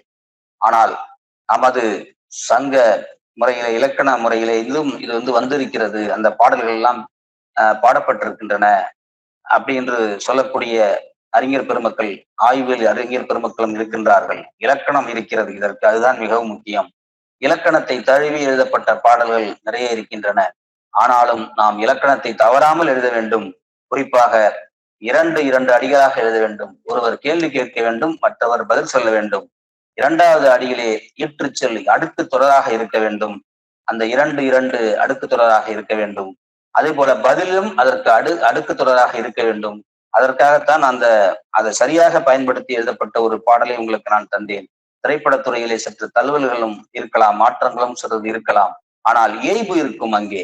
ஓரிடத்திலே அடுக்கு தொடராக வரக்கூடிய சொற்களை இரண்டு அடிகளிலே அதை இயல்பாக மாற்றி எழுதியிருக்கிறார்கள் அந்த தாளத்திற்காக. ஏனென்றால் தாளம் மிகவும் முக்கியம், சந்தம் மிகவும் முக்கியம். பாடலை பாடி விடுவதை விட கேட்க வேண்டும் என்பதற்காக, எல்லோரும் கேட்க வேண்டும், எல்லோரும் மனத்திலும் பதிய வேண்டும் என்பதற்காக சில மாற்றங்களை தந்திருக்கிறார்கள். எப்படியோ ஆனால் இந்த லாவணி வந்து எல்லாரையும் கவர்ந்திருக்கிறது என்ற வகையிலே இந்த ஏதோனும் ஒரு பொது கருத்தை கூட நாம் இன்றைக்கு எடுத்துக்கொண்டு இதை லாவணியாக மாற்றி நாம் கவியரங்கங்களிலே பாடலாம். கவியரங்கம் என்று போர்வையிலே இன்றைக்கு பல மேடைகளை பார்க்கின்றோம்.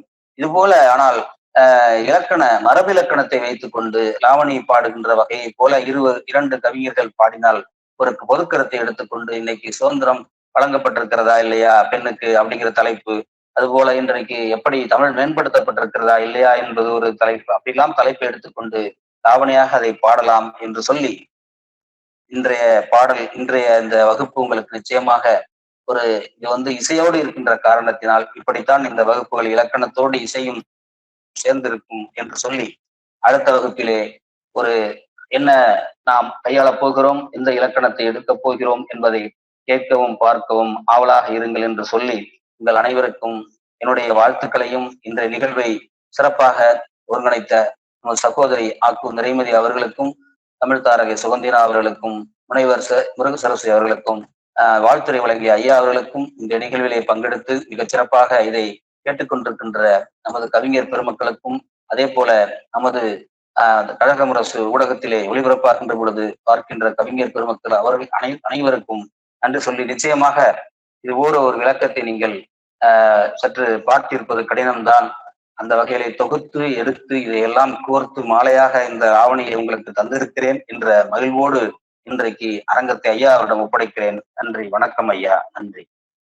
மிகவும் சிறப்பான வகையில் இன்றைய 39வது அமர்வு, இந்த அமர்வை லாவண்ய என்று சொல்லக்கூடிய தமிழின் எதிர்வினை பாடல்களை, பொதுவாக திரைப்பட பாடல்கள் எல்லாம் இந்த லாவண்ய முறையை பற்றி பின்பற்றி எழுதப்பட்டவைகளாகத்தான் இருக்கும். ஏனென்றால் இன்றைக்கு காதல் பாடல்கள் அல்லது ஆண்களும் பெண்களும் சேர்ந்து பாடல்கள், அது நையாண்டியாக இருந்தாலும், கருத்துக்களை சொல்லுவதாக இருந்தாலும், காதலை சொல்லுவதாக இருந்தாலும், இந்த லாவண்ய என்று சொல்லக்கூடிய நெறிமுறைப்படி எழுதுகின்ற பொழுதுதான் அது இயல்பாகவும் இனிமையாகவும் இருக்கும்.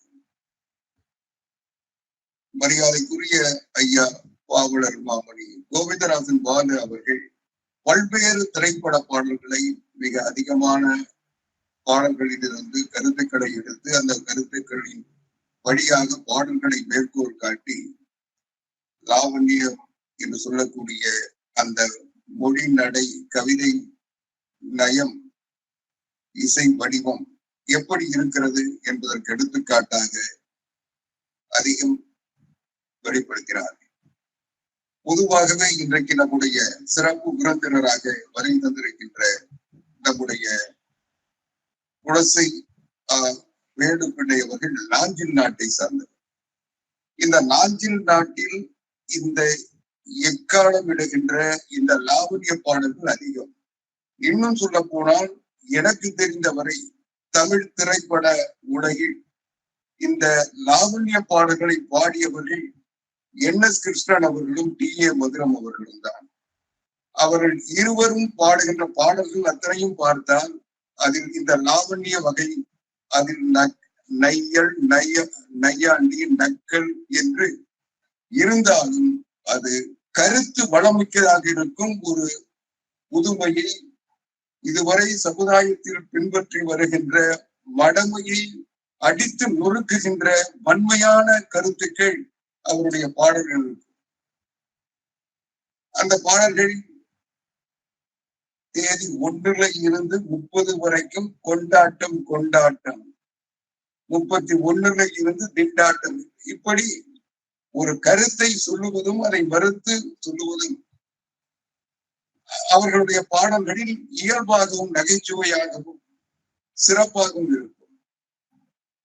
அது போல வீட்டுக்கு என்ன செய்ய போறீங்க, அதையும் கொஞ்சம் விவரமாக சொல்லி போடுங்க. வீட்டுக்கா என்ன வேணும் கேட்டுக்கோ, மாவரைக்க, காப்பி வைக்க அதுக்கு ஒரு மிஷினு, அப்புறம் இப்படி வரிசையாக அப்புறம் கேட்டுக்கோ என்று ஒவ்வொன்றையும் சொல்லி நம்ம நாட்டுல பொம்பளைங்க வேலைய பாருன்னு சொல்லி அது அந்த கருத்துக்களை உள்வாங்கி கொண்டு அந்த கருத்துக்களுக்கு ஒரு முடிவு சொல்லு அந்த பாடல்கள் இருக்கும். அது ஆக இந்த வடிவம் என்பது ஒரு சிறப்பான வடிவமாக திரைப்படத்துறையில் அறிமுகப்படுத்தியவர்கள் NS கிருஷ்ணன் அவர்களும் DA மதுரம் அவர்களும் இருவரும் கணவன் மனைவியாக இருந்து அவர்களே அந்த பாடல்களை இயற்றி அந்த பாடல்களை அவர்களே பாடி அவர்களே நடித்த காட்சிகளை எல்லாம் தமிழ் திரையுலகம் பார்த்திருக்கிறது. அப்படிப்பட்ட ஒரு சிறந்த வடிவம் தான் இந்த லாவணி. இன்றைக்கு கூட நாம் வடக்கிலே கூட பார்த்திருப்போம். நம்முடைய வாழ்வியல் நடைமுறைகளில் யாராவது ஒருவர் மறுத்து பேசியிருந்தால் என்னடா லாவண்ய கட்சிகளை செஞ்சிட்டு இருக்க என்று இயல்பாக பேசுவார்கள். அது லாவண்யம் என்பது ஒரு கருத்தை மறுப்பது, அந்த மறுக்கின்ற கருத்தை மீண்டும் மறுப்பது, இப்படி இருவேறு கருத்துக்களை ஒரே வடிவ பாடலில் கொண்டு வருவது. ஒரு கருத்தை சொல்லுவதும் அதற்கு எதிர்மறையான கருத்தை சொல்லுவதும் இரண்டும் சேர்ந்து அந்த கருத்துக்கு சொல்ல வருகின்ற பொருளை முழுமையாக கேட்பவர்கள் மனதில் பதிய வைத்து எது சரியானது என்பதை தீர்மானிக்கின்ற ஒரு நிலையை அந்த வடிவம் இருக்கும். எனவே இப்படிப்பட்ட லாவண்ய பாடல்கள் தமிழில் இயல்பாகவே இருந்திருக்கின்றன. அதுதான் இன்றைக்கு கிராம பகுதிகளில் நாட்டுப்புற பாடல்கள் பெரும்பாலும் இன்றைக்கு நம்முடைய நாட்டுப்புற பாடல்கள் எல்லாம் இந்த வடிவத்தில் தான் இருக்கும். அத்தை மகனை நையாண்டி செய்வது, அத்தை மகனுடைய நம்முடைய பாவலர் கோவிந்தராஜன் பாலகி அவர்கள் மிக சிறப்பாக அவருடைய சொந்த பாடல்களில் இதை எடுத்து சொல்லி தன்னுடைய கவியரங்கங்களில் அதை சிறப்பு சேர்ப்பார். எனவே இந்த வடிவம் என்பதே தமிழுக்கு சிறப்பு சேர்க்கின்ற வடிவம், தமிழினுடைய இனிமையை கூடுதலாக சொல்லுகின்ற வடிவம். எனவே இப்படிப்பட்ட ஒரு சிறப்பான வடிவத்தை இன்றைக்கு நம்முடைய மரபு பாவலர் பாவலன் மாமணி கோவிந்தராஜன் பாலு ஐயா அவர்கள் இதை சிறப்பாக செய்திருக்கிறார்கள். எனக்கு தெரிந்தவரை 4 சுவர்கள் என்ற ஒரு திரைப்படத்தில் கவியரசர் கண்ணதாசன் ஒரு பாடலை எழுதியிருப்பார். அந்த பாடலில் 2 நண்பர்கள், அவர்கள் இருவரும் நட்பாக இருப்பார்கள். அதில் ஒருவன் முரணன், ஒருவன் அவனை வெளிப்படுத்துகின்ற அவனுடைய நெருங்கிய நண்பனாக இருப்பான், ஒருவன் முரட்டுத்தனமானவனாக இருப்பான். அது நடிகர் ஜெயசங்கரும் நடிகர் ரவிச்சந்திரனும் நடித்திருப்பார்கள் அந்த படத்தில். அதில் ஒரு பாடல் வரும், ஒரு பெண்ணை இருவரும் கையில விலங்கு கூட்டிக் கொண்டு இருப்பார்கள் அந்த திரைப்படத்தில்.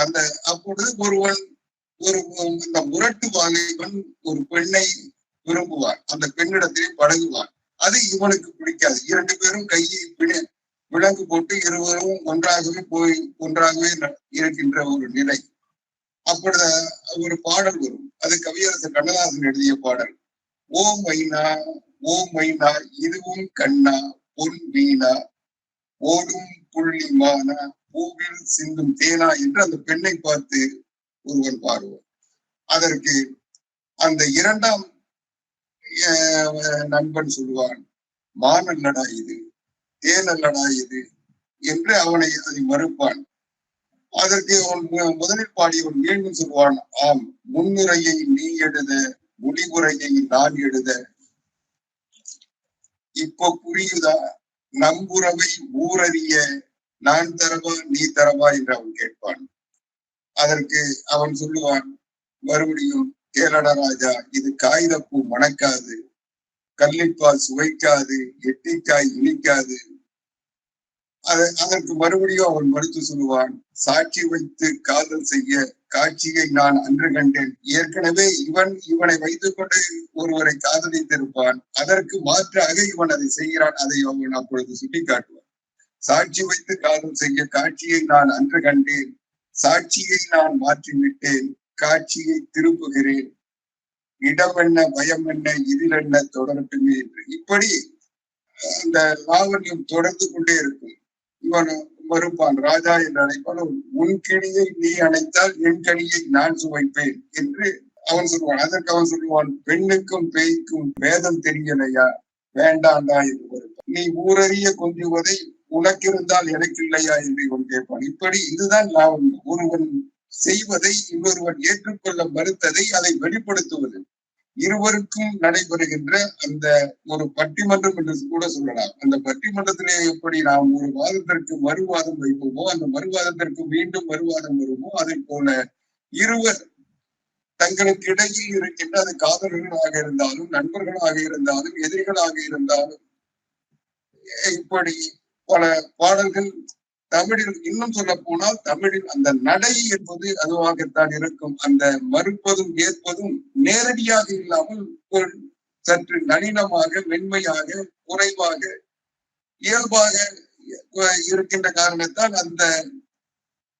வடிவம் நமக்கு சரியாக தெரிவதில்லை. இது நேரடியாக ஒழிக்கின்ற பொழுதுதான் அந்த வடிவத்தை நாம் உணர்ந்து கொள்வோம். இதிலே ஒரு சிறப்பான பாடல் கூட உண்டு. நடிகர் சத்யராஜ் இருவேடங்களில் நடித்திருப்பார்கள். அப்பன் மகனுமாக நடித்து 2 பேரும் ஒரு மிகப்பெரிய நீண்ட வாதத்தை செய்து அவர்களுடைய இயல்பையை அந்த பாடலில் கொண்டு வருவார்கள். நீயா நானா என்பதை ஒரு ஸ்டிக் வைத்துக் கொண்டு அந்த பாடல்களுக்கு சரியா நினைவு வரல.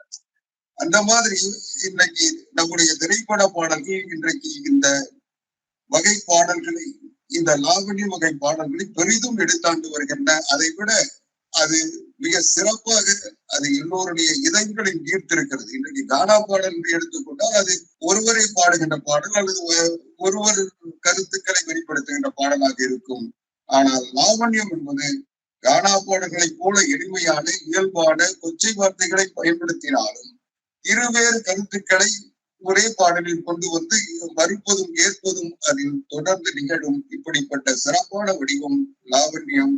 இந்த லாவண்யத்தை இன்றைக்கு நம்முடைய பாவலன் மாமணி கோவிந்தராஜன் பாலு ஐயா அவர்கள் தொடர்ந்து இன்றைக்கு சிறப்பான வகையில் நம்முடைய மரபு நடையில் மட்டுமல்லாமல் நம்முடைய நாட்டுப்புற வழக்கில் இருக்கின்ற சிறப்பான வகை பாடல்களை அவருக்கு அறிமுகம் செய்திருக்கிறார். அதை பின்பற்றி தொடர்ந்து நாமும் இப்படிப்பட்ட சிறப்பான பாடல்களை சிந்திக்க தூண்டுகின்ற பாடலை, மற்றவர்களை செயல்படுத்த வைக்கின்ற பாடல்களை தொடர்ந்து பின்பற்ற வேண்டும், எழுத வேண்டும். நாமும் சிறப்பு பெற்றவர்களாக நம்முடைய பாடல்கள் மற்றவர்கள் மேற்கோள் எடுத்து ஆளுகின்ற வகையில் உருவாகின்ற பாடல்களாக உருவாக்க உழைப்போம், அதற்குரிய உறுதியேற்போம் என்று இந்த நேரத்திலே நான் நினைவுறுத்தி இந்த அமர்வில் பங்கெடுத்து சிறப்பான உரையை தந்த நம்முடைய வாழ்த்துரை வழங்கிய தமிழறிஞர் குலசை வேலுப்பிள்ளை அவர்கள் மிக சிறப்பான வகையில் நாஞ்சில் நாட்டு மண்ணுக்கே உரிய தமிழ் உணர்வையும் கொங்கு நாட்டு தமிழுக்கே உரிய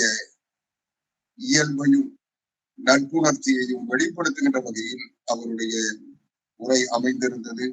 ஆக்கமும் ஊக்கமும் தருகின்ற அந்த சிறப்பான கருத்துக்கள் மற்றவர்களுக்கும் ஏற்பதோடு மட்டுமல்லாமல் பின்பற்றுவதற்குரிய ஒரு விதையாக அமைந்திருக்கிறது. அந்த வகையில் ஒரு சிறப்பான வாழ்த்துறையை வழங்கியதற்காக அவரை நான் பாராட்டி வாழ்த்தி நன்றி தெரிவிக்கின்றேன். அதை போலவே இன்றைய அமர்வில் சிறப்பாக இன்றைக்கு எல்லாவற்றையும் பற்றி வகுப்படுத்தி சிறப்பித்த நம்முடைய மரபு பாவலர் மாமணி கோவிந்தராஜன் பாலாஜி அவர்களுக்கு மகிழ்ச்சி தெரிவித்து நன்றி தெரிவித்து பாராட்டுகிறேன். இந்த அமர்வை சிறப்பாக வழக்கம் போல நடத்தி தந்த அனைத்து இந்திய தமிழ்ச்சங்கத்தின் செயலாளர் வழக்கறிஞர் ஆக்கு நிறைமதி அவர்களுக்கும், அனைத்து இந்திய தமிழ்ச்சங்கத்தின் அம்மா தமிழ் பீடம் செயலாளர் தமிழ் தாரகை சுகந்தீரா அவர்களுக்கும், அனைத்து இந்திய தமிழ் சங்கத்தின் தென்மண்டல செயலாளர் முனைவர் முருக சரஸ்வதி அவர்களுக்கும், அனைத்து இந்திய தமிழ்ச்சங்கத்தின் நிர்வாகிகள், மாவட்ட அமைப்பாளர்கள், நிர்வாகிகள், உறுப்பினர்கள், ஆதரவாளர்கள் என்ற அனைவருக்கும் இந்த நிகழ்ச்சியில் பங்கெடுத்த உங்களுக்கும் நன்றி தெரிவித்து நிறைவு செய்கிறேன். நன்றி, வணக்கம். மீண்டும் வணக்கம் உறவுகளே. நிகழ்ச்சியை பார்த்தீங்களா, ரசிச்சீங்களா? இந்த நிகழ்ச்சி உங்களுக்கு பிடிச்சிருக்கும்னு நாங்க நம்புறோம். இந்த நிகழ்ச்சி உங்களுக்கு பிடிச்சிருந்தா லைக் பண்ணுங்க, ஷேர் பண்ணுங்க, சப்ஸ்கிரைப் பண்ணுங்க. நீங்க மட்டும் பண்ணாம உங்களுடைய நண்பர்கள், உறவினர்கள் எல்லாரையும் மறக்காம சப்ஸ்கிரைப் பண்ண வைங்க.